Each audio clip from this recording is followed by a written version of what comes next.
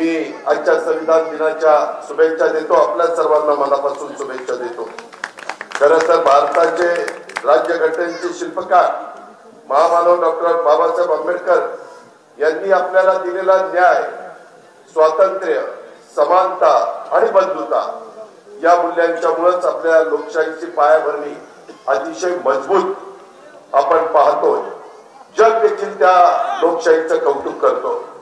या निमित्तानं मी डॉक्टर बाबासाहेब आंबेडकरांना देखील विनम्र अभिवादन करतो. आपल्या सर्वांना संविधानातील आपल्या शहराचा विकासासाठी आपण दोन्ही शहराच्या सिंदखेड राजा आणि त्या ठिकाणी देऊळगाव राजा त्या दोन्ही शहरांच्या करता आपण एकजुटीने पुढे येऊया आणि आपल्या दोन्ही शहरांचा सर्वांगीण विकास करून घेऊया. आजचा दिवस दुसऱ्या एका अर्थाने महत्वाचा आहे. मित्रांनो, आपल्या महाराष्ट्राची कायदा सुव्यवस्था चांगली राखण्याच्या करता आम्ही सगळेजण प्रयत्नशील असतो. यंत्रणेला त्या पद्धतीने सगळे इन्फ्रास्ट्रक्चर करून देतो. लोकांच्या मध्ये चांगला विचार मांडण्याचा प्रयत्न करतो. मुलांना मुलींना चांगल्या प्रकारचं शिक्षण देण्याचा प्रयत्न करतो. एक आदरयुक्त दबदबा माझ्या महाराष्ट्रातल्या जनतेच्या मध्ये पोलिसांच्या बद्दल असला पाहिजे. माझ्या महिलांना, माझ्या मायमाऊलींना, माझ्या लाडक्या बहिणींना त्यांनाही पोलिसांच्या बद्दल एक आत्मीयता वाटली पाहिजे की माझ्या कुठं अन्याय झाला तर माझा पोलीस करता धावून जाईल. अशा प्रकारची विश्वासार्हता ही आपल्याला निर्माण करायची असते. परंतु 17 वर्षापूर्वी मला आठवत आहे, त्या दिवशी मी देखील मुंबईमध्ये होतो. RR पाटील स्वर्गीय त्या ठिकाणी होम मिनिस्टर होते. विलासराव देशमुख मुख्यमंत्री होते. आणि त्या दिवशी तुमच्या माझ्या देशाची आर्थिक राजधानी मुंबई इथं दहशतवाद्यांनी भ्याड हल्ला केला. आणि त्या 26/11च्या हल्ल्यामध्ये दहशतवादी हल्ल्यात शहीद झालेल्या भारत मातेच्या वीर सुपुत्रांना, पोलीस दलातल्या सर्व मान्यवरांना, जवानांना आणि मृत्यू पावलेल्या निष्पाप नागरिकांना, त्याच्यामध्ये काही आमचे निष्पाप महिला, पुरुष, लहान मुलं, मुली ज्यांना जीव गमवावा लागला, त्या सर्वांना मी भावपूर्ण श्रद्धांजली अर्पण करतो. आणि अशा पद्धतीचा कधी प्रसंग कुणावरच येऊ नये अशा प्रकारची मी परमेश्वरांनी प्रार्थना करतो. मित्रांनो, आज मला आमच्या नाझीर काझी साहेबांनी सांगितलं, आमच्या मनोज कायंदेजींनी सांगितलं, माझ्या भाजपच्या, RPIच्या आणि राष्ट्रवादीच्या सगळ्या सहकारी मित्रांनी सांगितलं की दादा, हे देऊळगाव राजा आणि सिंदखेड राजा ही फक्त शहरं नाहीये, तर इथं एक इतिहास आहे, इथं अध्यात्म आहे, इथं सांस्कृतिक वैभवाची नटलेली ही दोन्ही शहरं एक पवित्र भूमी आहे. प्रति तिरुपती म्हणून ओळखल्या जाणाऱ्या आपल्या देऊळगाव राजा शहराला श्री बालाजी महाराजांच्या कृपेने हे शहर संपूर्ण विदर्भातील भक्तांचं एक श्रद्धास्थान अशा प्रकारचं बनलेलं आहे. इथं दसऱ्याचा भव्य सोहळा संत चोखामेळा यांच्या पाऊल खुणा आणि छत्रपती शिवरायांनी स्वराज्याची प्रेरणा देणाऱ्या राष्ट्रमाता जिजाऊंच्या माहेरकडचा वारसा त्या सगळ्या परिसराला मिळालेला आहे. यामुळे देऊळगाव राजा शहराला महाराष्ट्राच्या संस्कृतीमध्ये एक विशेष अशा प्रकारचं स्थान आहे. त्यामुळं बुलढाण्यातल्या देऊळगाव राजा किंवा आमचं सिंदखेड राजा या शहराचं महत्व हे बाबांना अतिशय अनन्य साधारण अशा प्रकारचं महत्व आहे. आणि त्याच्यावर माझ्यासारख्या कार्यकर्त्याला वाटतं की या दोन्ही शहर उद्याच्या 5 वर्षाच्या करता ज्यावेळेस तुम्हाला कुणाच्या हातामध्ये द्यायची, तर माझी विनंती आहे, आम्ही राष्ट्रवादी काँग्रेस पक्ष, आमची भारतीय जनता पक्ष आणि आमची RPI आठवले साहेबांचा पक्ष यांनी श्याम किसनराव म्हेत्रे ही जागा सर्वसाधारणच्या करता होती. सिंदखेड राजा नगर परिषद तिथं BSc ग्रॅज्युएट असणाऱ्या एका सुशिक्षित व्यक्तीला OBC मध्ये ते मोडतायत. परंतु पहिल्यापासून कॉलेज जीवनामध्ये देखील त्यांनी नैसर्गिक काम केलं. त्यांनी त्यांच्या आई या देखील 1999 साली या शहराच्या नगरसेविका म्हणून त्यांनी काम केलं. त्याचबरोबर त्यांच्या पत्नी सारिकाताई श्याम म्हेत्रे त्यांनी देखील 2019 ला नगरसेविका म्हणून काम केलं, महिला बाल कल्याण सभापती म्हणून काम केलं. त्याचबरोबर आमच्या श्याम म्हेत्रेंचं पण काम सावता परिषद बुलढाणा, त्याचबरोबर नागपूर इथं वेगवेगळ्या भागामध्ये त्यांनी त्या ठिकाणी काम केलेलं आहे. त्यांना अनुभव आहे, त्यांना राजकीय वारसा आहे. त्यांच्या आईचा वारसा आहे, त्यांच्या पत्नीने उत्तम काम करून दाखवलेलं आहे।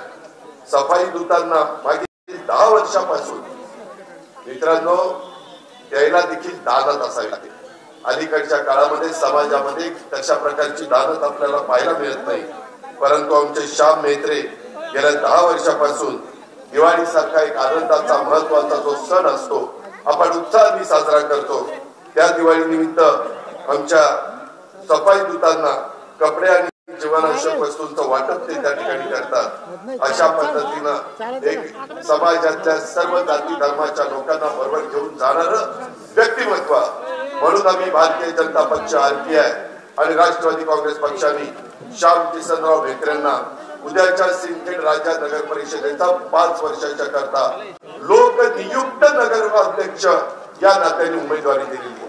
माझी विनंती आहे, सिंदखेड राज्यामध्ये मतदार आहे, त्यांनी तुमचे पाहुणे रावळे असतील, तुमच्या ओळखी पाळखीचे कुणी असतील, त्यांना सांगा त्या भागामध्ये जे जे सिंदखेड राज्याला घड्याळाचं किंवा आमच्या कमळाची खून घेऊन उभे आहेत, आपल्या आरपीआयची खुणा आहे तर त्यांना या दोन्ही खुणा त्यांनी लक्षात ठेवाव्यात आणि त्यांना प्रचंड मताधिक्यांनी 5 वर्षाच्या करता हे सिंदखेड राज्याच्या सर्वांगीण विकासाच्या करता लोक सर्व जातीच्या धर्माच्या लोकांचे प्रश्न सोडवण्याच्या करता आणि चांगल्या प्रकारे आमचे मनोज कायदे आमदार असतील, आमचे संजय कोडके आमदार असतील, अमोल मिटकरी आमदार असतील, त्यांच्या माध्यमातून विधिमंडळामध्ये आणि या तिघांच्या माध्यमातून मी असेल, राज्याचे मुख्यमंत्री असतील, त्यांच्याकडून आपल्या या शहराचे प्रश्न सुटावेत, आपल्याला विकासाच्या करता मदत व्हावी, केंद्राची मदत व्हावी, राज्याची मदत व्हावी, आपल्या बुलढाण्याचे पालकमंत्री मकरंदबा पाटलांची मदत व्हावी, डीपीसी मधनं मदत व्हावी, CSR मधनं मदत व्हावी। अलीकडच्या काळामध्ये आम्ही महाराष्ट्राचं राजकारण समाजकारण करत असताना CSRचा पण निधी आणू शकतो करता मी आपल्याला आव्हान करण्याच्या करता आलो, मी आपल्याला विनंती करण्याच्या करता आलो आणि म्हणून आमच्या सिंदखेड राज्याचे सर्वच्या सर्व राष्ट्रवादी काँग्रेस पक्षाने भाजप आणि आरपीआय या युतीचे उमेदवारांना आपण विजयी करावं अशी माझी विनंती आहे। दुसऱ्या आमच्या भगिनी माधुरी तुषार शिपले या आपल्याच परिसरातल्या मागासवर्गीय समाजाच्या बी फार्मसी झालेल्या सामाजिक काम करणं हा त्यांचा छंद आहे, त्यांच्या कुटुंबाला देखील राजकीय वारसा आहे, कुटुंबातील व्यक्ती जिल्हा परिषदेच्या सदस्य होत्या, महिला आघाडीच्या जिल्हाध्यक्ष होत्या, त्यांचं स्वतःचं कुटुंब उच्च विद्या विभूषित आहे आणि त्यांची एक इच्छा आहे की अलीकडच्या काळामध्ये आम्ही आमच्या माय माऊलीला, आमच्या लाडक्या बहिणीला, आमच्या मुलींना चांगल्या प्रकारची संधी देतो, कारण तो देखील वर्ग समाजातला एक महत्वाचा घटक आहे। 50% वर्ग आज महिला आहे, त्यांना संधी दिली तर ते संधीचं सोनं करतात। मला विश्वास आहे की आमच्या माधुरीताई देखील तशाच पद्धतीनं माझ्या भाजप आणि राष्ट्रवादी काँग्रेस पक्ष आणि आरपीआय या सर्व सहकार्यांना एकत्र घेऊन ज्या माझ्या शहराचा चालू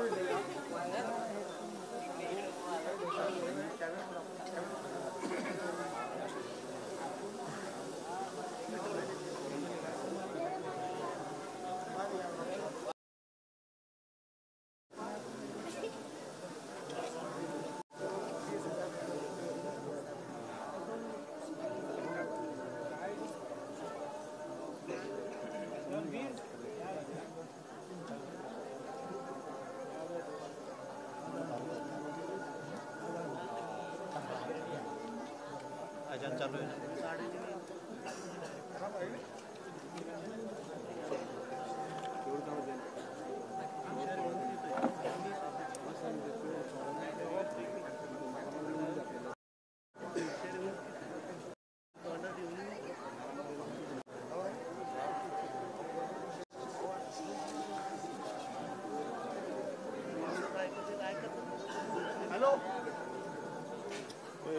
बोकाडे पैसे रे बोकाटे घालायचे याच्यातून भाऊ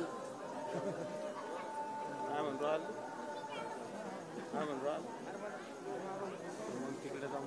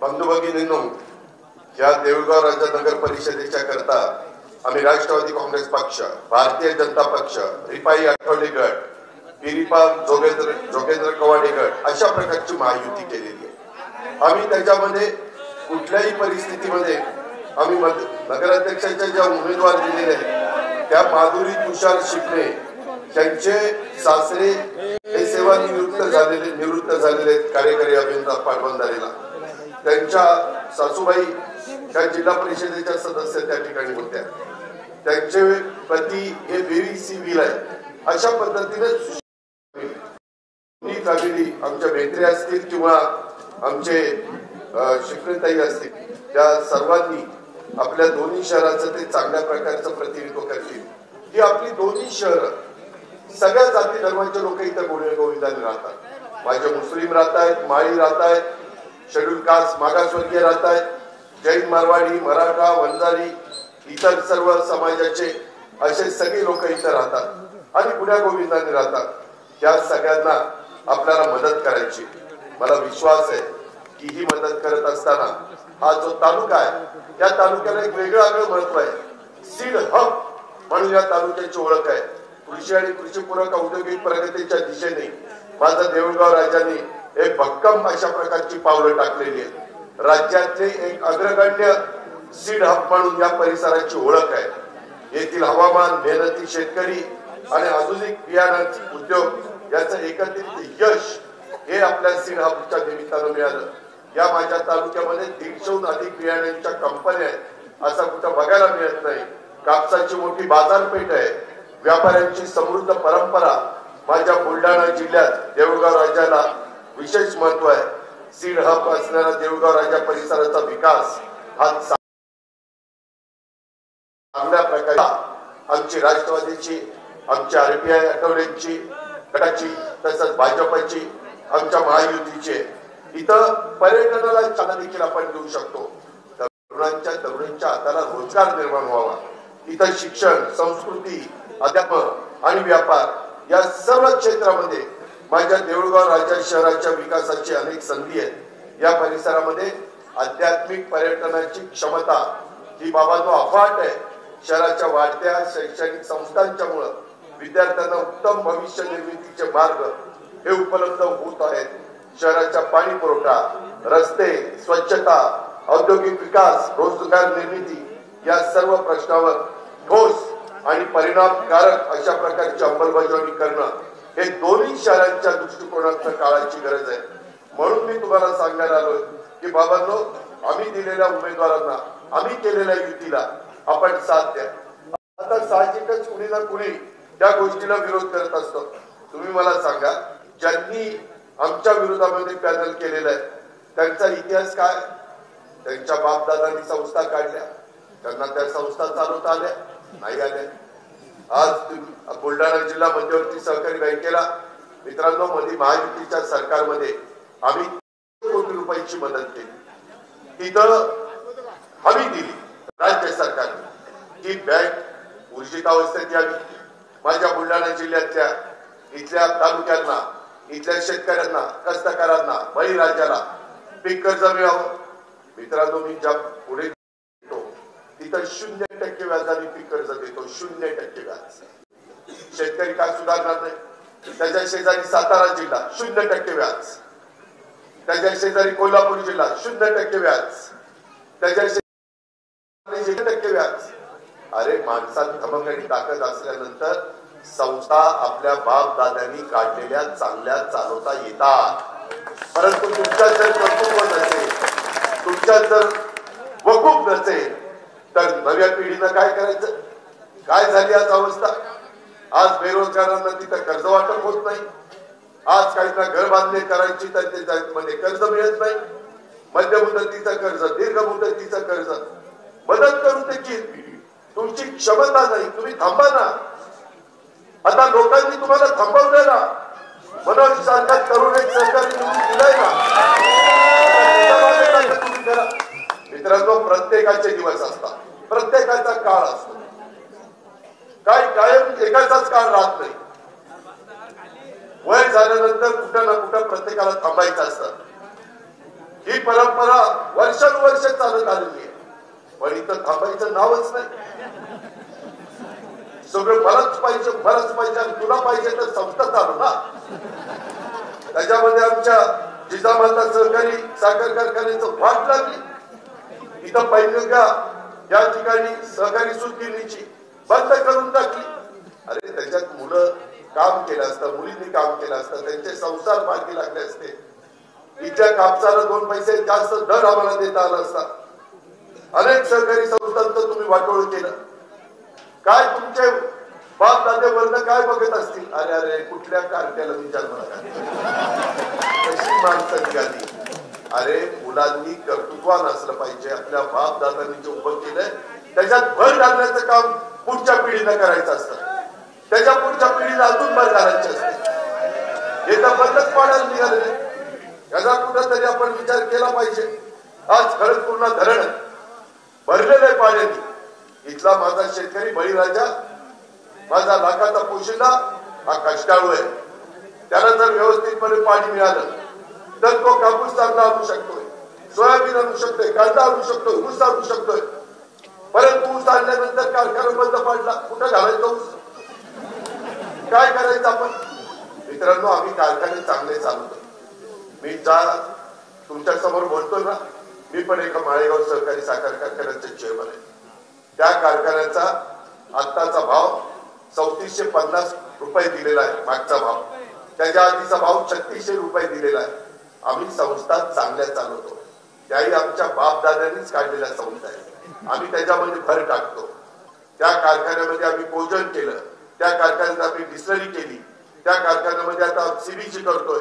गॅस तयार करून तो गॅस आपल्या ज्या गाड्या आहेत त्याला कशा आपल्याला उपयोगी करता येईल या पद्धतीचं काम। मित्रांनो शेवटी जग हे एवढं जवळ आलेलं आहे। नवीन टेक्नॉलॉजी आलेली आहे, इन्फॉर्मेशन टेक्नॉलॉजी, बायोटेक्नॉलॉजी, आता एआयचा वापर होतो, कृत्रिम बुद्धिमत्ता। यांना कशाची कृत्रिम बुद्धिमत्ता यांनी वाटोळ केलं बुद्धिमत्तेचं। त्याच्यामुळे तुम्ही यांचा नाद करू नका। ही आता एकमेकांच्या विरोधात उभी राहणारी एकत्र आली, ही स्वार्थाकरता एकत्र आली, तुमच्या भल्याकरता एकत्र आली नाही। ही मात्र तुमच्या भल्याकरता एकत्र आलेली आहे। हा शब्द मी तुम्हाला देतो, ही खात्री, हा विश्वास हा अजित पवार तुम्हाला देतो। मी शब्दाचा पक्का आहे। मी ज्यावेळेस माझ्या देऊळगाव राज्यातल्या लोकांना, सिंदखेड राज्यातल्या लोकांना सांगायला येतो त्यावेळेस मी माझ्या भागामध्ये करून दाखवलंय। उत्तम पद्धतीचं शहर मी बनवलंय।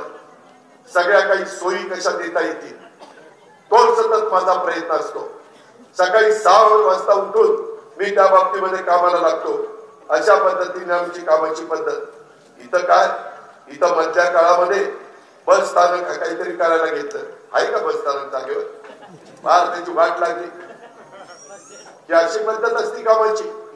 अरे तुम्हाला संधी दिल्यानंतर मिळालेल्या सत्तेचा आणि पदाचा वापर हा गोरगरिबांचे, सर्वसामान्यांचे, सर्व जाती धर्मांचे प्रश्न सोडवण्याचा करता करायचा असतो. आणि तुम्ही मात्र सगळ्यांची वाटोळ करायला निघाले. तुम्ही म्हणजे ही दोघं, तुम्ही म्हणाल की आयला आपल्याला म्हणतो का काय? तुम्ही चांगले आहात, तुम्हाला चांगलं समजावून सांगायला मी आलो. या पद्धतीनं बाबांनो आपण सगळेजण पुढे जा. इथं 30 वर्षापासून पाणी पुरवठ्याचा प्रश्न आहे. 10-20 दिवस आज इथं पाणी येत नाही. आपलं खडकपूर्णा धरण हुशार आहे आणि आपण पाण्याला थांबलेला असं कुठं असतं का? लोकांच्या इथं पाणी नाही, तिथं एक वेळ गोष्ट मी समजू शकतो, परंतु पाणी जवळ उशाशी असताना देखील या लोकांना ते तुम्हाला देता आले नाही, तरुणांना संधी देता आली नाही. आज आम्ही नव्या चेहऱ्याला संधी देण्याचा प्रयत्न केला. मनोज कायंदे हा माझ्याबरोबर नव्हता, तो काँग्रेसमध्ये होता, परंतु चांगली चांगली लोक आम्ही हेरण्याचा प्रयत्न करतो, त्यांना जवळ करण्याचा प्रयत्न करतो. ज्याच्यात कर्तृत्व आहे, ज्याच्यात नेतृत्व आहे, ज्याच्यात सर्व जाती धर्माच्या लोकांना बरोबर घेऊन जाण्याची क्षमता आहे, जे शिवशाहू फुले आंबेडकरांच्या विचारधारेने पुढे चाललेले त्यांच्या मागे आम्ही उभं राहतो. आणि त्याच्यातनं एक चांगला तरुण सहकारी नाझीर काझी आणि सगळ्या माझ्या सहकारी मित्रांनी मला दिला. आज त्याच्याकडनं आपल्याला काम करून घ्यायची. तो सतत माझ्या मागे लागत असतो, दादा हे मला करून द्या. त्याची पहिली टर्म आहे, त्याला किती कोटी रुपये दिलेत बघा. त्याच्यामध्ये अजून ही सुरुवात आहे. जादूची काढणी फिरवल्यासारखं एकदा सगळं होत नाही, परंतु सुरुवात आहे. त्याचे विचार चांगले आहेत, त्याच्यामध्ये त्याची भूमिका चांगली आहे आणि ह्या पद्धतीनं आपल्याला सगळ्यांना पुढे जायचंय. मित्रांनो, हे जी काही आपल्या इथं बेरोजगारी वाढली, तो सहकारी साखर कारखाना चालला असता, त्याच्यात कोजन झालं असतं, डिस्लरी झाली असती, त्याच्यामध्ये लोकांना 2 पैसे जास्त मिळाले असते, शेतकऱ्यांनी ऊस लावला असता, ऊसात 2 पैसे नगदी पीक आहे, आर्थिक सुबत्ता येते. माझ्या भागामध्ये शेतात वेगवेगळ्यांचे छोटे छोटे बंगले तुम्हाला पाहायला मिळतील. आम्ही करू शकतो. माझा विदर्भातला माझा कष्ट करणारा शेतकरी पण करू शकेल, परंतु त्याला इन्फ्रास्ट्रक्चर दिलं पाहिजे. ते देण्याच्या करता आम्ही त्याच्यामध्ये तुम्हाला तुमच्याकडे आलेलो आहे. ही गोष्ट देखील आपण सगळ्यांनी या निमित्तानं लक्षामध्ये घ्या. मित्रांनो, एकंदरीतच त्या शहराला एक वेगळ्या प्रकारचा वारसा आहे आणि मला आपल्याला सगळ्यांना सांगायचं आहे, नगरपालिकेमध्ये तुमच्या पालिकेचं उत्पन्न फार कमी आहे. 10 कोटीच्या आतच तुमचं उत्पन्न आहे. हा तेव्हा का 1.5-2 कोटी एकाचं, दुसऱ्याचं 1.5-2 कोटी. कारण माझंच बारामतीचं उत्पन्न, माझा मतदार 1,02,000 आहे. आता माझं कुठं उत्पन्न 40 ते 45 कोटी रुपये झालेलं आहे. पण 40-45 कोटी तिथं काय होणार आहे, तिथं 1.5-2 कोटी काय होणार आहे? बाबांनो, ह्याच्या करता तुम्हाला विकासाच्या करता अधिक मदत लागणार आहे. ही मदत आज देवेंद्र फडणवीस भाजपचे नेते, राज्याचे मुख्यमंत्री, आज इथं भाजप आणि राष्ट्रवादी काँग्रेस, RPI आणि आमच्या रिपाई यांची सगळ्यांची युती, त्याच्यातनं आमच्या ताई आणि आमच्या म्हणजे माधुरीताई आणि त्याचबरोबर आमचे सहकारी नेत्रे साहेब हे येतील, आमच्या मनोजकडे जातील, कार्यकर्ते तिथे येतील, आमच्या राष्ट्रवादीचे येतील, RPIचे येतील. ते सांगतील की बाबा आम्हाला मदत करा. केंद्राची मदत तुम्हाला लागणार आहे. केंद्राच्या योजना काही काही नगरपालिकेच्या असतात, स्मार्ट सिटीच्या असतात. तिथून घर बांधणीचा कार्यक्रम मोठा देशामध्ये चालू आहे. पंतप्रधान आवास योजनेचा कार्यक्रम चालू आहे. गरीबातल्या गरीब माणसाला, तो कुठल्याही जाती धर्माचा असू द्या, त्याला हक्काचं घर दिलं पाहिजे. त्याला जागा नसेल तर जागाची त्यांची तरतूद आपण केलेली आहे. त्याच्यातून आपल्याला मदत करता येईल. त्याचबरोबर पाणी पुरवठा योजना असतात, त्याच्यामध्ये आपल्याला मदत करता येईल. केंद्राचा पैसा, राज्याचा निधी पालकमंत्री आपल्या विचारायचा आहे, त्याला आपण सांगून मकरदबा हे नगरपालिका, ते त्यांची बँक सातारा जिल्हा उत्तम चालवतात. आज महाराष्ट्रात नंबर 1 ची बँक आहे सातारा जिल्हा बँक, नंबर 2 ची बँक आहे पुणे जिल्हा मध्यवर्ती सहकारी बँक. या पद्धतीनं संस्था चालवणारे आम्ही आहोत. म्हणून माझी सांगणी आहे की तुम्हाला DPCचा निधी, राज्य सरकारचा निधी, केंद्र सरकारचा निधी, वेगवेगळ्या योजनांचा निधी आज मी किंवा आमच्या देवेंद्र फडणवीसांनी पुन्हा सांगितलं किंवा CSRचा निधी माझ्या देऊळगाव राज्याला द्या, माझ्या सिंदखेड राज्याला द्या, तर तो मिळू शकतो. आमचा फायदा होणार आहे तुम्हाला. म्हणून दोन्ही ठिकाणी आम्ही जी युती उभी केलेली आहे तिथं कमळ आणि आमचा घड्या ज्या खुणा आम्ही दिलेल्या आहेत या पद्धतीनं आपल्याला मदत करायची, आपल्याला पुढे जायचंय. गावातील मुख्य नदी तुमच्या अंमलात, त्याच्या सौंदर्यीकरणाच्या करता 22 कोटी रुपये मंजूर झाले होते. मात्र जागेवर 2 कोटीचं पण काम झालं. कुठे गेला पैसा? पैशाला काय पाय फुटले? माझ्याकडे येऊन बघा, त्या बारामतीची करा नदी, करेचं पाणी आचार्य अत्रेंनी त्याच्यावर पुस्तक लिहिलेलं आहे. ती करा नदी माझ्या सासवडमध्ये उगम पावती आणि ती आमच्या नीरा नदीला मिळती आणि मग नीरा नदी भीमेला मिळती आणि मग ती तिकडे पुढे चंद्रभागेच्या नावाने जाते.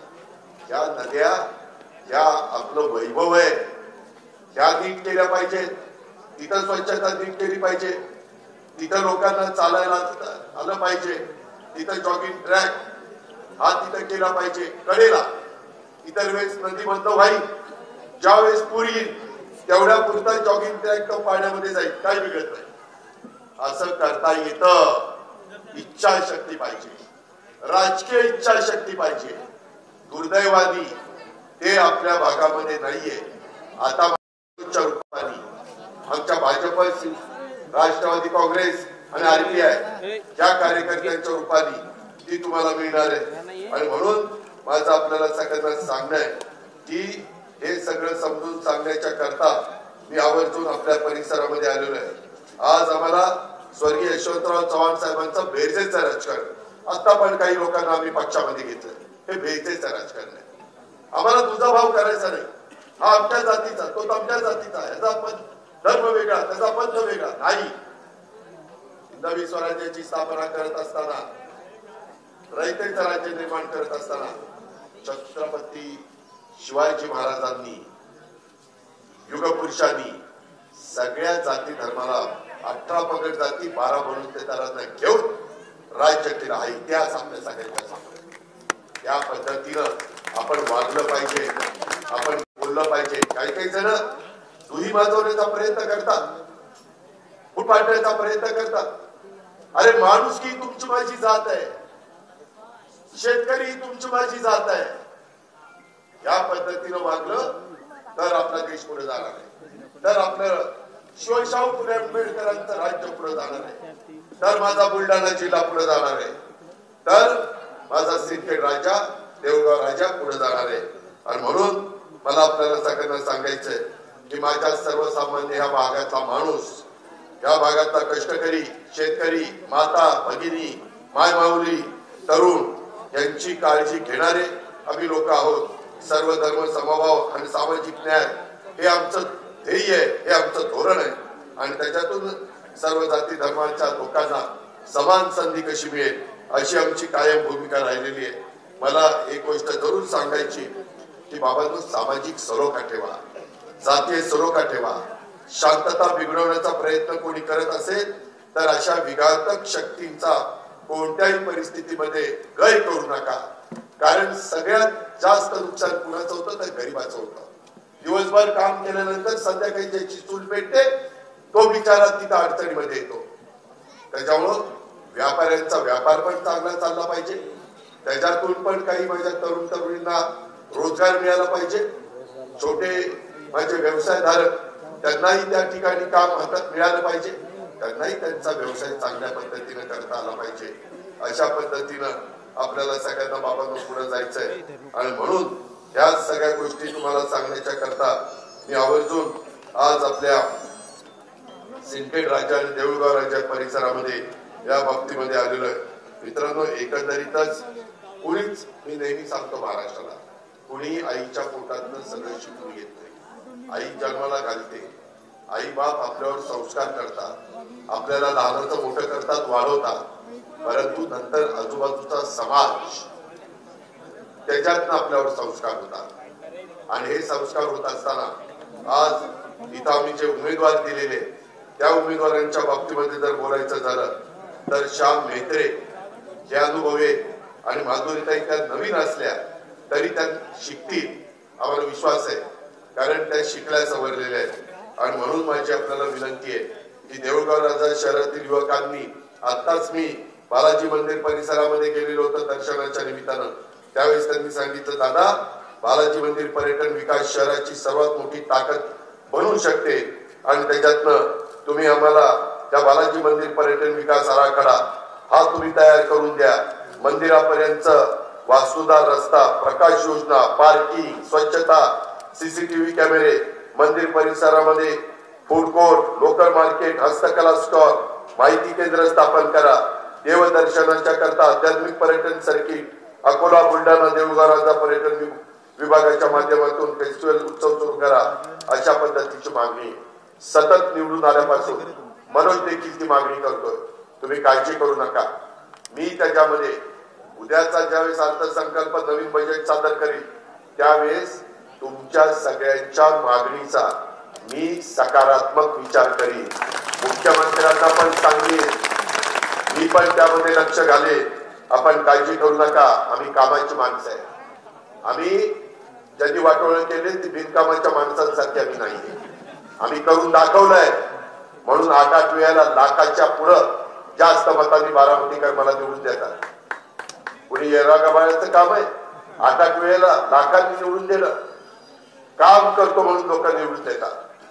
काम केलं असतं तर लोकांनी निवडून दिला असता, नसता दिला. याचाही विचार तुम्ही सगळ्यांनी या निमित्तानं करा. मित्रांनो, एवढ्या वेळेस आम्ही नाही थांबणार. त्यामध्ये आपल्या शहरामध्ये महात्मा फुले नाट्यगृह उभारण्याचं काम आपल्याला करावं लागणार आहे. माझं देऊळगाव राजा शहर शिक्षणाचं माहेर म्हणून ओळखलं जातं. विविध घटकांच्यासाठी काही वसतिगृह आपल्याला उभारावे लागतील. माझा देऊळगाव राजा आणि सिंदखेड राजा शहरामध्ये आपल्याला स्पर्धा परीक्षा, माझ्या याही भागातला मुलगा किंवा मुलगी ही स्पर्धा परीक्षामध्ये उत्तीर्ण झाली पाहिजे. IPS झाली पाहिजे, IAS झाली पाहिजे, APSC मध्ये गेली पाहिजे. उद्याच्या काळामध्ये त्यांना उत्तम प्रकारचा क्लास 1 अधिकारी म्हणून कामाची संधी मिळाली पाहिजे.